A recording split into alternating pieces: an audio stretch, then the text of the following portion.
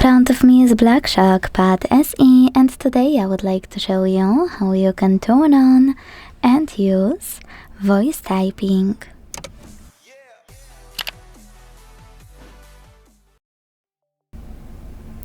First of all, you need to launch your keyboard and tap on this microphone at the top right corner. If you don't have it, select this gear icon, choose voice typing, and enable it thanks to this switcher. Then go back and click on microphone icon to start. If you never used it before, make sure to hit while using the app in the pop-up and start typing. As you can see, voice typing is on. If you wanna stop, use the same microphone.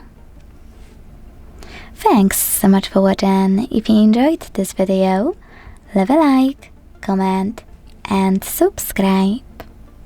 Bye!